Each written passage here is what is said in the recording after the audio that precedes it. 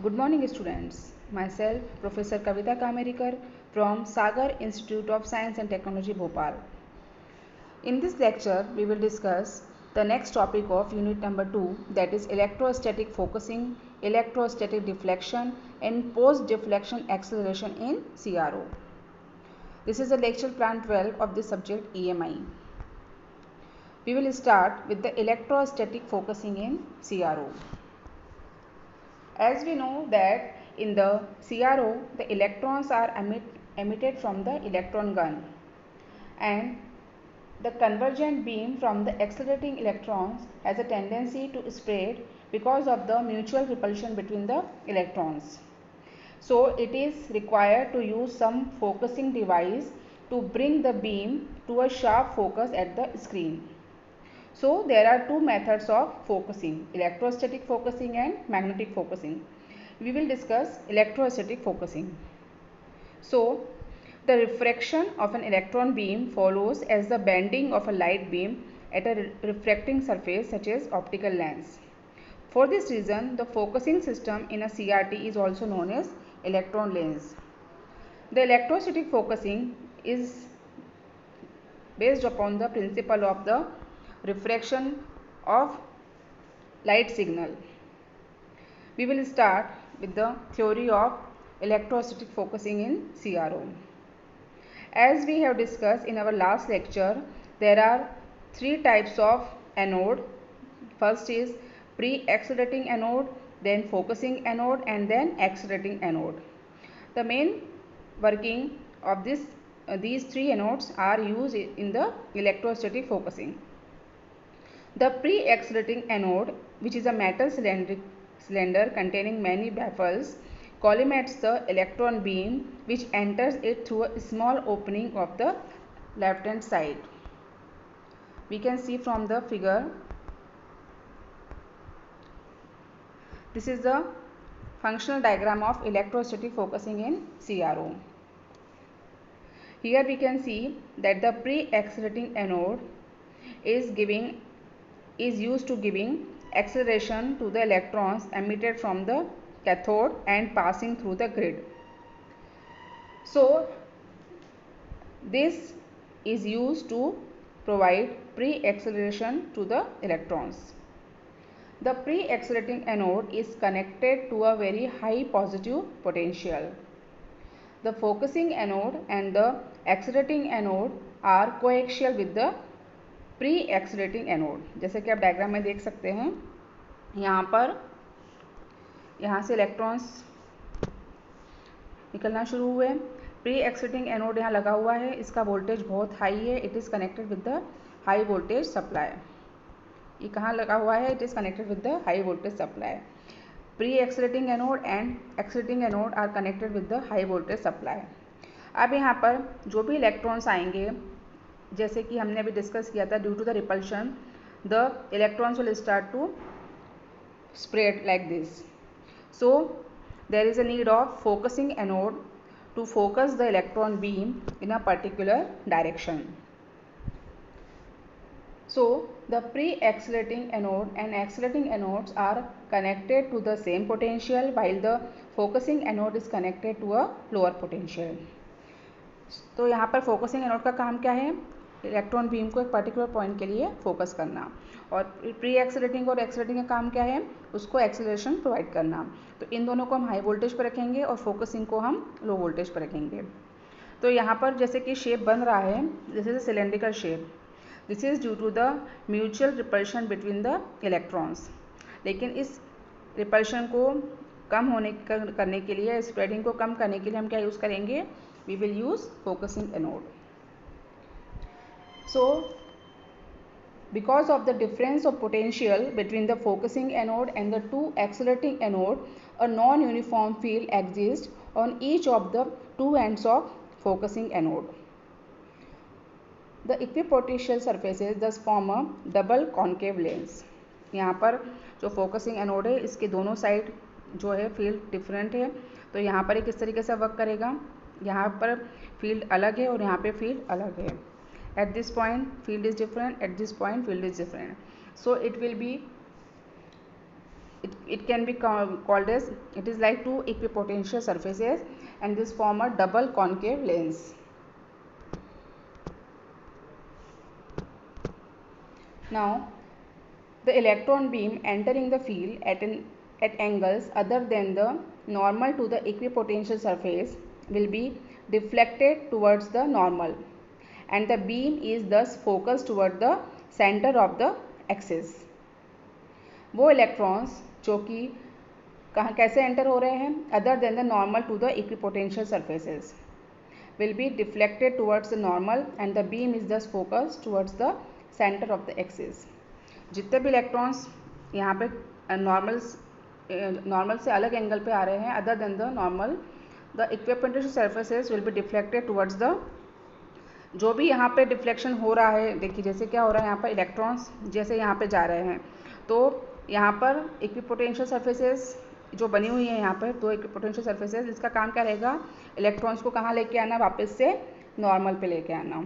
This is the normal line और the line that is perpendicular to the equipotential surfaces. तो यहाँ पर जो भी इलेक्ट्रॉन्स नॉर्मल से अलग एंगल पे जाएंगे, यानी कि जाना उनको इस तरीके से है सीधे, but if they are spreading like this, so due to the field at the equipotential surfaces, the electron will experience a force and it will come to the normal, so that will come to the center of the axis. It is the concept of electrostatic focusing. यहाँ पर जो भी electrons force experience करेंगे वो कैसे experience करेंगे, towards the normal. तो जो भी इलेक्ट्रॉन्स नॉर्मल से अलग एंगल पे डिस्पर्स हो रहा है या डिफ्लेक्ट हो रहा है, वापस से वो कहाँ पे आ जाएगा, at the normal. So by using the focusing anode we will do the focusing of electron beam. By changing the voltage of the focusing anode the refractive index of the electron lens is changed and therefore the focal point of the beam can be changed. जैसे कि हमने discuss किया था कि ये light के refraction principal पे काम करता है, so we can also call this as an electron lens. तो अगर हम वोल्टेज चेंज करेंगे इसका, then the refractive index of the electron lens will be change and the focal point of the beam will also be change. So there are three types of anode that is used to focusing the electron beam, and the important is focusing anode, due to the difference of the potential across it, the electron will experience a force and it will be come towards the normal and will form a sharp beam at the center of the axis. If we want to change in voltage, then it can be done by changing the setting of potentiometer. जैसे कि यहाँ पर एक लगा हुआ है potentiometer, यहाँ पर हम इसको चेंज करके हम वोल्टेज को भी चेंज कर सकते हैं, और अगर वोल्टेज चेंज होगा तो इसका फोकस या फोकल पॉइंट भी चेंज हो जाएगा. सो it is about the electrostatic focusing in CRO. यही हमने यहाँ पर भी डिस्कस किया हुआ है. It is very important concept in the CRO. It works on the principle of the light rays. जैसा कि लाइट रेज का रिफ्लेक्शन होता है उसी तरीके से यहाँ पर इलेक्ट्रॉन्स भी वर्क करेंगे. Now the electrostatic deflection in CRO. This is the next topic. The figure we have use here to understand the concept of electrostatic deflection. Here we can see that there are two parallel plates. एक यहाँ पे हमने लिया हुआ है, to parallel plates है यहाँ पर, with a potential applied between. इनके बीच में हमने पोटेंशियल अप्लाई किया हुआ है. So these plates produce a uniform electrostatic field in the Y direction. इनके कारण जो यहाँ पर दो रिफ्लेक्टिंग प्लेट्स हमने ली हुई है, इनके बीच में इलेक्ट्रोस्टैटिक फील्ड जो प्रोड्यूस होगी वो कौन सी डायरेक्शन में प्रोड्यूस होगी, इन द वाई डायरेक्शन. यहाँ पे हमने पोटेंशियल अप्लाई किया plus ED and minus ED. तो यहाँ पर जैसे पोटेंशियल अप्लाई करेंगे तो यहाँ पर इलेक्ट्रोस्टैटिक फील्ड डेवलप होगी और ये किस डायरेक्शन में बनेगी, this will be in Y direction. So any electron entering the field will experience a force in the Y direction and will be accelerated in that direction. अगर कोई electron यहाँ पर एंटर हो रहा है इन दोनों प्लेट्स के बीच में, तो उसके लिए फोर्स कहाँ उसको एक्सपीरियंस होगा, इन द वाई डायरेक्शन। तो डिफ्लेक्ट होकर कहाँ पहुँचेगा, टुवर्ड्स द वाई डायरेक्शन, यानी कि वाई एक्सिस पर। जैसे इलेक्ट्रॉन यहाँ पर एंटर हुआ, यहाँ पे जो फील्ड डेवलप हो रही है, there is a uniform field. Initially electrons will start to accelerate, और एक्सेलरेट होने के बाद वो कहाँ पहुँचेगा, किस साइड जाएगा, किस साइड मूवमेंट होगा, towards the Y direction. So it is the electrostatic deflection in CRO। तो यहाँ पर हम दो डिफ्लेक्टिंग प्लेट्स यूज़ करते हैं, और उन दो डिफ्लेक्टिंग प्लेट्स के बीच में जैसे इलेक्ट्रॉन बीम आएगी तो वो कहाँ जाके डिफ्लेक्ट होगी, इन द वाई डायरेक्शन। और वाई डायरेक्शन मतलब यहाँ पे क्या लगा हुआ है, this is the screen of CRO। यहाँ पे स्क्रीन है, तो स्क्रीन पे आके हमें वो इलेक्ट्रॉन बीम मिलेगी, यानी कि हमें वहाँ पर स्पॉट लाइट या स्पॉट मिलेगा, इंटेंसिटी मिलेगी हमें वहाँ पे, light intensity. So it is the electrostatic deflection. Now there is no force either in x direction or in z direction, so there will be no acceleration of electrons in this direction. अब यहाँ पर ये बहुत important concept है कि यहाँ पे जो फील्ड डेवलप हो रही है वो किस डायरेक्शन में डेवलप होगी, हमेशा normal to the equipotential surfaces. तो यहाँ पर फील्ड किस डायरेक्शन में डेवलप होगी, इन द वाई डायरेक्शन। तो जब यहाँ पे वाई डायरेक्शन में फील्ड मिलेगी तो इलेक्ट्रॉन भी को भी जो फोर्स होगा, जो फोर्स अप्लाई होगा, that will be only in Y direction, और इसी डायरेक्शन में उनका एक्सेलरेशन भी होगा। एक्स डायरेक्शन में और जेड डायरेक्शन में कोई भी मूवमेंट नहीं होगा इलेक्ट्रॉन्स का। Only in the Y direction the electrons will experience a force and will be accelerated. So it is the electrostatic deflection in CRO.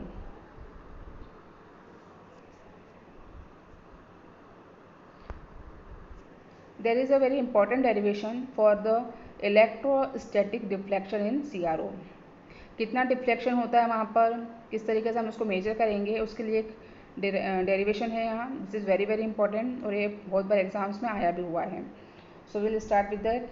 Late we are assuming that E0 is the voltage of pre accelerating anode, जो कि सबसे पहला anode था high potential पर जिसको हमने connect किया हुआ है। Small e is the charge of an electron, m is the mass of electron in kg, vox is the velocity of the electron when entering the field of deflecting plates. जैसे कि यहाँ पर हम देख सकते हैं डायग्राम में, vox is this, यहाँ पर जो फील्ड है वो x डायरेक्शन में है, और जो इलेक्ट्रॉन जो फोर्स लेगा, this will be in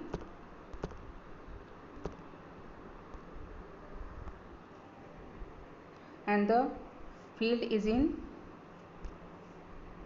x direction. तो जो इलेक्ट्रॉन यहाँ पे एंटर हो रहा है वो किस वेलोसिटी के साथ एंटर हो रहा है, with the velocity vox. So vox is the velocity of electron when entering the field of deflecting plates. And what is ed?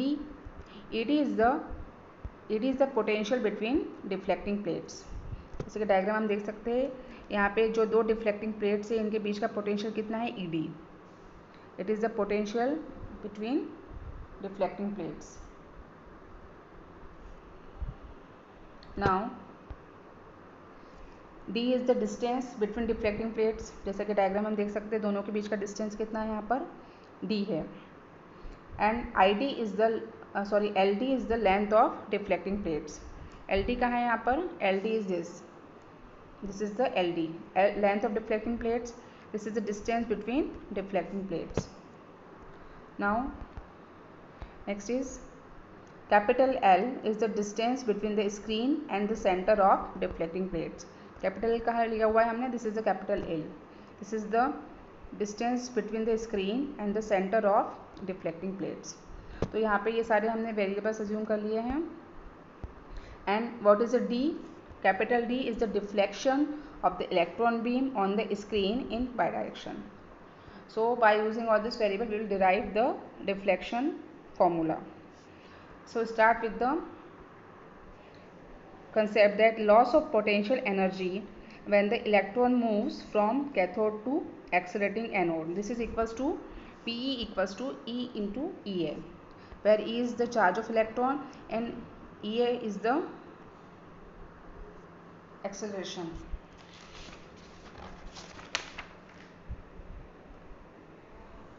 and the gain in the kinetic energy by an electron. जब electrons को हम वहाँ से beam generate होंगे electron beam, तो उसमें kinetic energy रहेगी, तो उसका फॉर्मूला क्या रहेगा, half M V X square. So by using this we can equate the two energies. We get Vox equals to 2 EA upon m,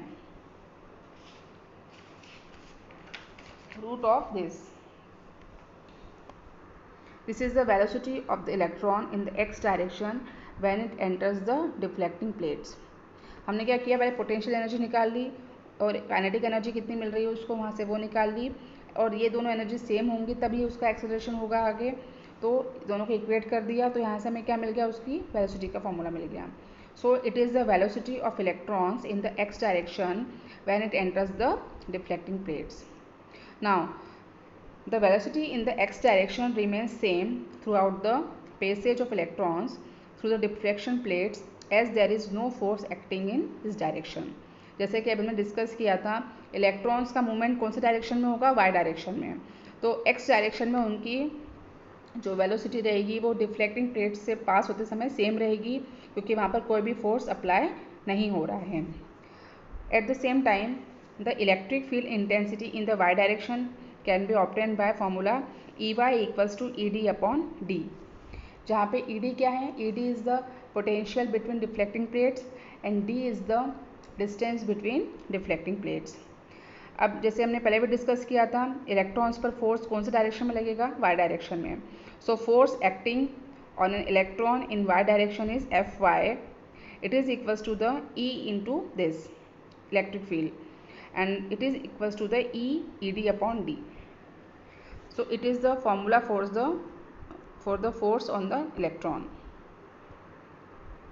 Now if we suppose that the acceleration is Ay of the electron in y direction, then force will be m into A, and Ay is equals to A. We have derived that Fy क्या निकाल चुके हैं हम, E into Ey निकाल चुके हैं, तो Ay क्या हो जाएगा, Ay will become Eey upon m. So this is the acceleration of electron in y direction. तो यहाँ से हमें किसकी वैल्यू मिल गई, एक्सेलरेशन की. As there is no initial velocity in the y direction, the displacement y at any instant t in the y direction is y equals to half of at square. तो a क्या लिया है हमने यहाँ पर, ay लिया है, because it is in y direction, तो फॉर्मूला क्या हो जाएगा, half of ay t square. Now by putting the value of Ay we will get half of Eey upon m into t square. Now as the velocity in the x direction is constant, so the displacement in x direction is given by x equals to Vox into t. From here t will be equal to the x upon Vox. Now bye substituting the value of T, हमें सब क्यों कर रहे हैं, हमें यहाँ से T की वैल्यू निकाल के वाई के फॉर्मूले में पुट करना है, डिस्प्लेसमेंट के फॉर्मूले में. तो यहाँ से हमें टी की वैल्यू क्या मिल गई, T is equals to X upon O X. इसको हमने किस में पुट कर दिया, Y equals to half A Y T square वाले फॉर्मूले में. तो यहाँ से हमें क्या वैल्यू मिल गई, Y equals to half of E Y upon M into X upon V O X square. And this is the equation of a parabola. It is very important equation, क्योंकि यहाँ पर जैसे कि हम देख सकते हैं, जैसे कि अभी हम पहले डायग्राम में देखा हुआ था, यहाँ पर इनिशियली क्या रहेगा, this is the parabolic portion. तो यहाँ पर जो डिस्प्लेसमेंट होगा that will follow the parabolic equation, उसको फॉलो करेगा वो. आफ्टर दैट यहाँ तक हमने इसको डिराइव कर लिया, पैराबोला की इक्वेशन आ गई. अब इसके बाद हमें निकालना है स्लोप. स्लोप क्या होता है, D Y upon D X. So D Y by D X will be equals to the, इसको अभी हम डिफ्रेंशिएट करेंगे तो हमें मिलेगा with respect to X we will obtain E Y upon M V square M V O X square. So it will be the slope of the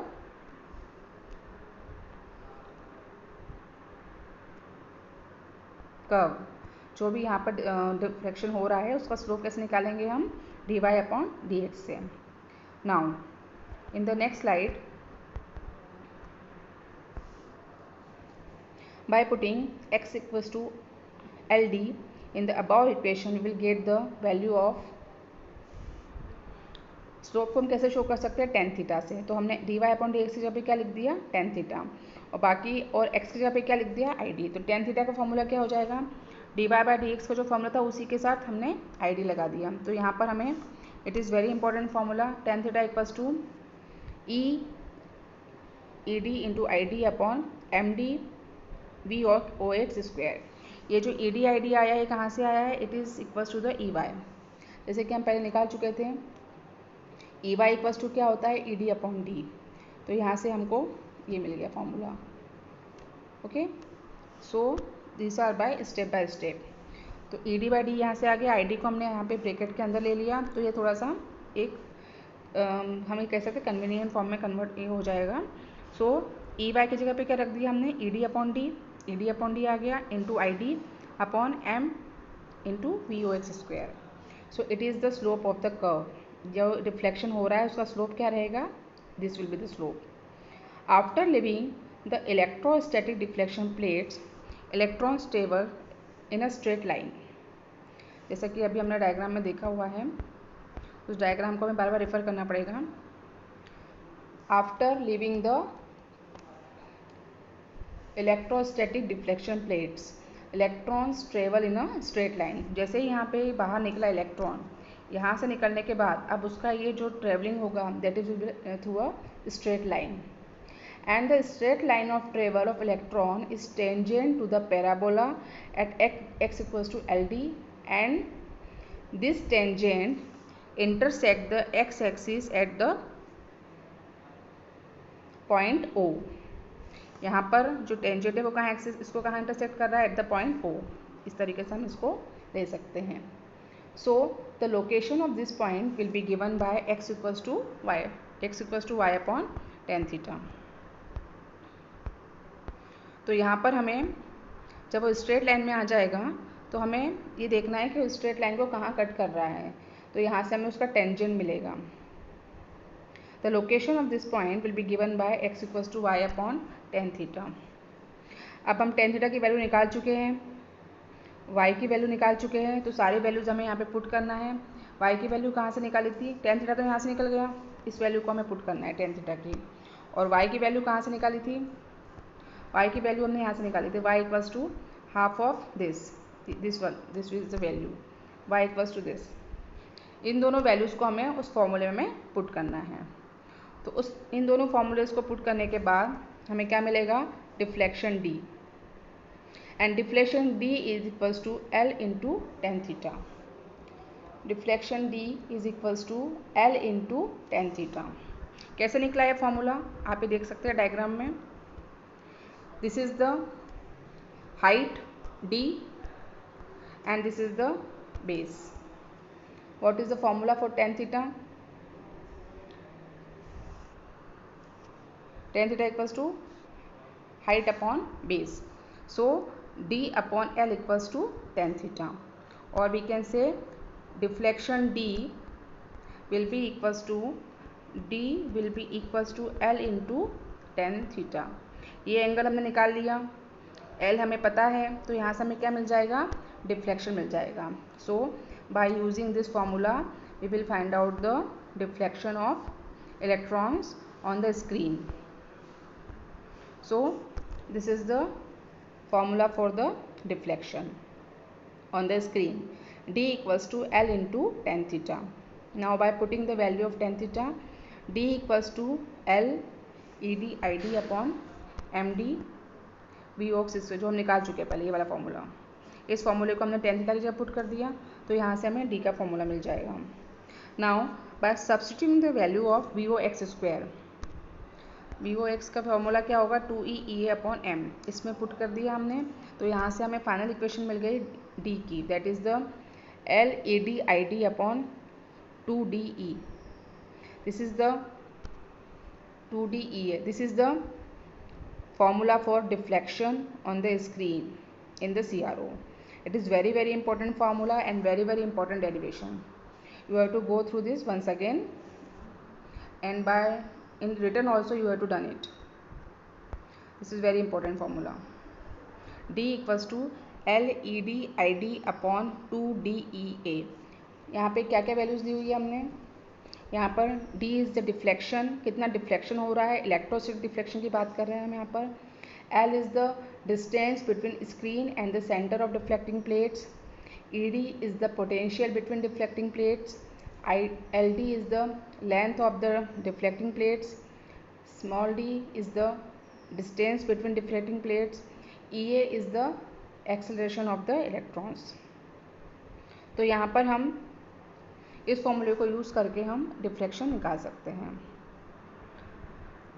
now bye using this formula हम कुछ statement यहाँ पे ले सकते हैं, यानी कि हम कुछ यहाँ पे कंक्लूजन निकाल सकते हैं। That is, first is for a given accelerating voltage EA and for particular dimensions of CRT, the deflection of the electron beam is directly proportional to the deflecting voltage. इसका मतलब क्या हुआ, अगर EA फिक्स है, it means if the value of EA is fixed और dimension भी fix की है हमने, डायमेंशन यानी कि यहाँ पर हमने LD को फिक्स कर दिया है, उसके बाद ID को फिक्स कर दिया, तो यहाँ पर जो डिफ्लेक्शन होगा वो किसके प्रोपोर्शनल होगा, it is proportional to the deflecting voltage. So deflection voltage मतलब क्या हुआ, this is ED। D is proportional to the ED। अगर सभी कुछ फिक्स है, यानी कि EA को फिक्स मान ले, हम स्मॉल d को फिक्स मान ले, LD को फिक्स मान ले, कैपिटल L को फिक्स मान ले, then the deflection will be proportional to the deflecting voltage between the plates. This means that a CRT may be used as a linear indicating device. जैसे कि linear indicating devices में होता था deflection के proportional होता था वो, तो यहाँ पर भी डिफ्लेक्शन किसके प्रोपोर्शनल हो गया, to the deflecting voltage. Also it can be say that the ED is a fixed DC voltage.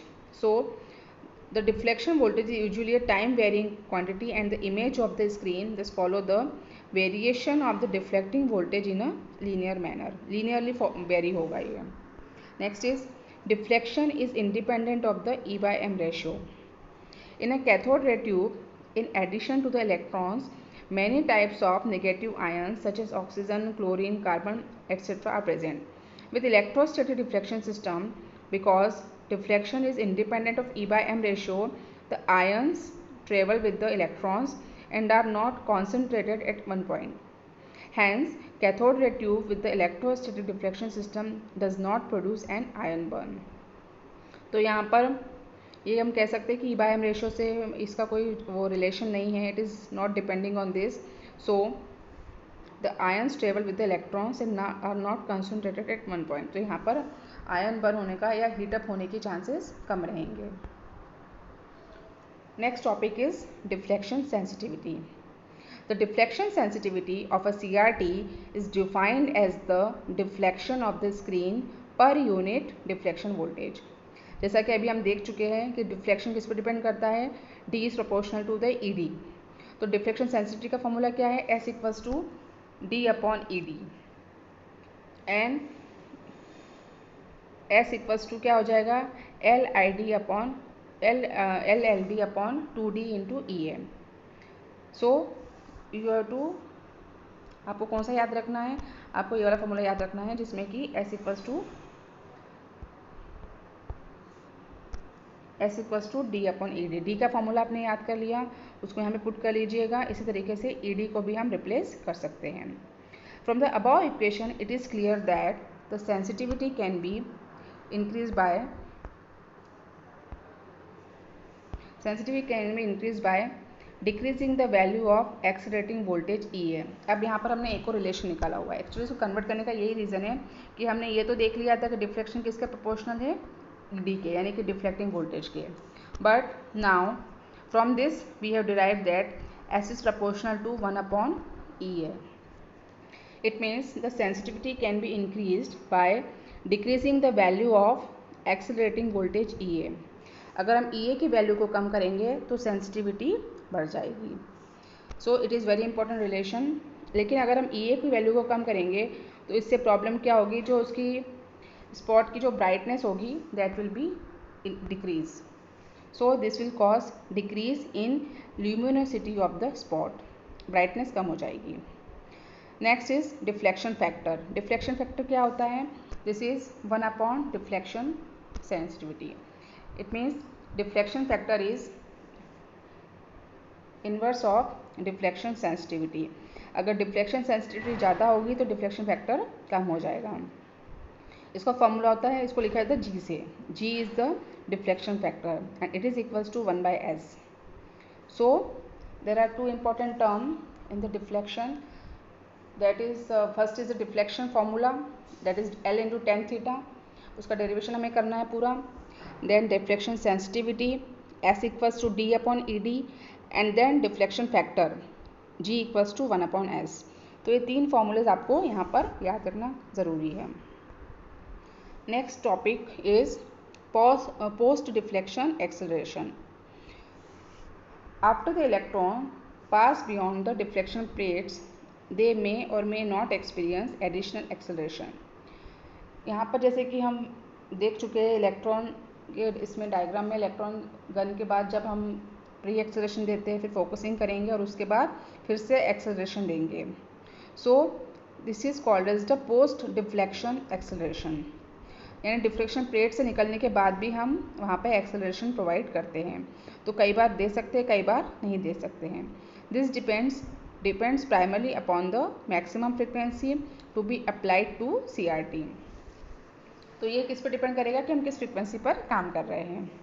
For the good sensitivity EA should be low below 4 kV but reduces brightness which can be seriously impaired at the high frequencies. अब जैसे कि अभी हमने discuss किया था, sensitivity high करना है तो EA की वैल्यू को कम करना पड़ेगा. लेकिन अगर EA की वैल्यू को कम करेंगे तो ब्राइटनेस भी कम हो जाएगी. अब लो फ्रिक्वेंसी पे तो प्रॉब्लम नहीं आएगी, लेकिन हाई फ्रिक्वेंसी पर यहाँ पर प्रॉब्लम आ सकती है. So at the frequencies below 10 MHz mono accelerator में भी यूज़, यानी कि एक ही बार हम उसको एक्सेलरेशन प्रोवाइड करेंगे. But at the signals for frequencies higher than 10 MHz we have to use post deflection acceleration tubes or PDA. It is necessary to increase the brightness of the trace or the beam, otherwise the output will be very dim and you can't predict it. So it is required at a high frequency greater than 10 MHz. So this is all about the electrostatic focusing, electrostatic deflection and post deflection acceleration in CRO. Electrostatic focusing का concept क्या है कि यहाँ पर हमने electron beam को कैसे माना हुआ है, लाइक एन ऑप्टिकल सिग्नल. जिस तरीके से ऑप्टिकल सिग्नल्स रिफ्लेक्ट होते हैं उसी तरीके से इलेक्ट्रॉन बीम भी रिफ्लेक्ट होगी according to the force applied by an electric field. और ये जो फोर्स होगा वो कौन से डायरेक्शन में होगा? It will be normal to the equipotential surfaces. अब CRO में ये जो नॉर्मल हमने लिया हुआ है, परपेंडिकुलर जो डायरेक्शन लिया है, that is in the Y direction, यानी कि टुवर्ड्स द स्क्रीन. तो जब भी इलेक्ट्रॉन डिफ्लेक्शन प्लेट में एंटर होगा तो वो कौन सी डायरेक्शन में मूव करेगा? Towards the screen. तो हमें वहाँ पर कैसा मिलेगा output? We will get a sharp electron beam. अगर वहाँ पे हम फोकसिंग नहीं करते हैं, so due to the mutual repulsion between the electron we will not get any output because of the spreading of the light or the spreading of the beam. उसके बाद deflection हमने पढ़ा है. डिफ्लेक्शन में क्या होगा, किस तरीके से कितना डिफ्लेक्शन वहाँ पे होगा, this can be derive with the help of deflection formula. वहाँ पर हमको लेंथ भी देखना है, एंगल देखना है, किस एंगल पे इलेक्ट्रॉन्स वहाँ पे एक्सेलरेट हो रहे हैं, that is the angle theta, और वहाँ से हम डिफ्लेक्शन निकाल सकते हैं. So these two are very important topic, electrostatic focusing and electrostatic deflection. That's all for today's lecture. Thank you.